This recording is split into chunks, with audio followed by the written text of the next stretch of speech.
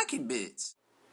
Hey everyone, MBG here today with an unboxing of the new Imperial Aces expansion pack for Star Wars X-Wing the Miniatures game.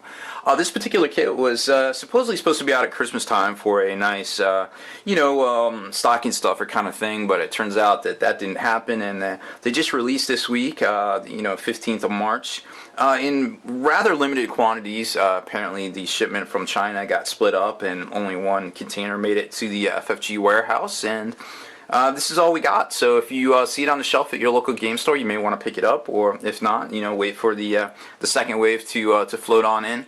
But either way, some pretty neat stuff in here.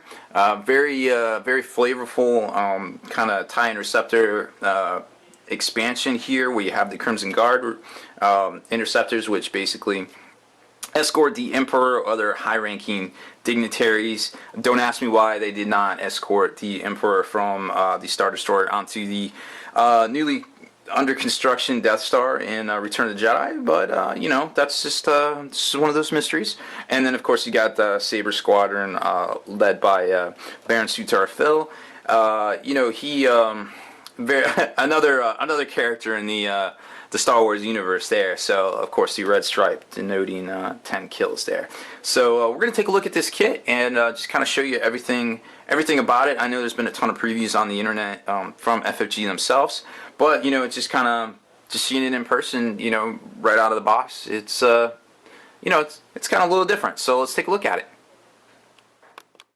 Alright, so once you open up the packaging, you're kind of going to get the little expansion bundle here, and I've already punched some of this stuff out, so it may ruin the surprise a bit, I'm sure, but there's pretty cool stuff in here. You've got your normal flight base bottoms. Then you've got these punch cards for actually one of the missions where I guess there's some sort of a signal coming out, a short range signal that actually boosts TIE interceptors, and the rebels had dispatched a strike squad to go in and try to take these things out, so they don't lose if the Imperial forces ever figure out how to make it more long range kind of thing. They would lose their space superiority, I guess, or whatever they think they have there. I guess depending on the time period, of course.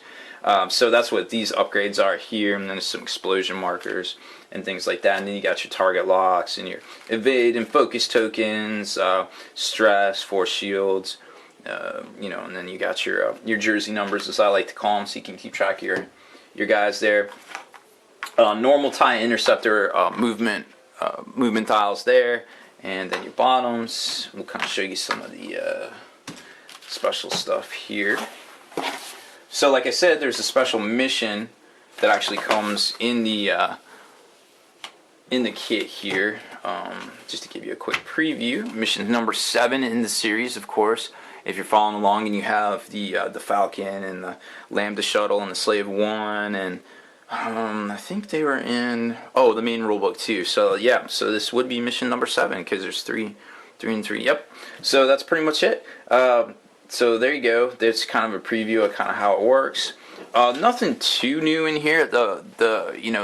Basically the big thing about getting this was that the Imperials could get some of the Rebel cards that come on the A-Wings that they weren't able to get in the past. Of course, Push Limit being one of them that actually benefits these guys pretty good. So let's take a look at the actual pilot cards themselves. There's let me zoom in a little bit here just so everybody can see. There's Kyrkanos, of course, one of the mainstays in some of the comic books in the 90s. Karnar Jax, of course, as well. Then you've got your regular Royal Guard pilots. I like to call them Crimson Guard just because I believe that's what they were referred to at in some of them. Of course, Royal Guard being the Return of the Jedi moniker they gave them. So some interesting abilities here, of course. That's kind of silly. Then some of these ones here. This one not so much, but definitely look at those ability bars there. Stacked. Very nice stuff. Then we've got the Saber Squadron special character as well. And another another one there kind of pairing off. And then we got the generic Saber Squadron pilots right there. So very good, stat lines pilot skills, things like that. I mean, 4's pretty good just for a base guy there. Actually, way better than normal. 6 for a base character there. And then they kind of go into the explanation cards, which I'm sure we all know boost in titles and things like that by now. So that's the pilot cards. Very cool stuff. You can you can do some like crazy maneuvers here with some of the guys, like this guy for instance. You can get kind of crazy barrel rolling and power sliding around and doing things like that. So the internet's already been talking about a lot of that. So it comes with 2 shield upgrades, which we've seen these already, obviously. Then, like I said, the A-wing card, push to the limit, which is another favorite, and obviously, hey, that's pretty good. Anyways, opportunist. I don't remember that one, seen that one already. I think that may be a new one, but I'm not exactly sure. Royal Guard tie.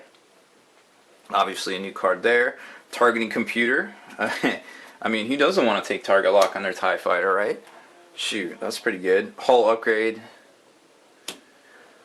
So in the these cards in combination with some of those, some of them interceptors can get kind of silly. So here's the actual models themselves here on their flight stands.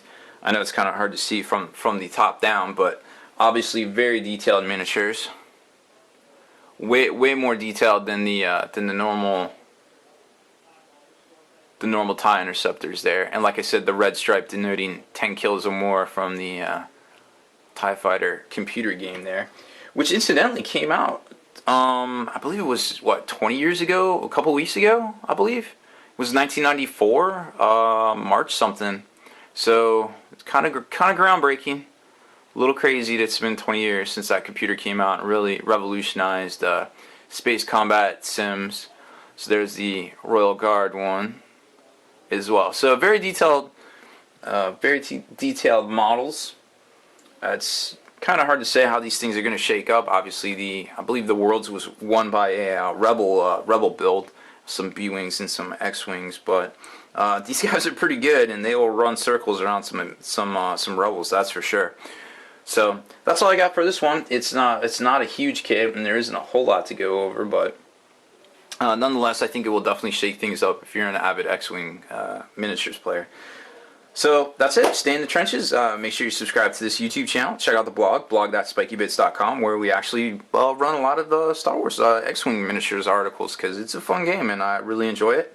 Also, listen to the podcast, forgenarrative.com. Spiky Bits.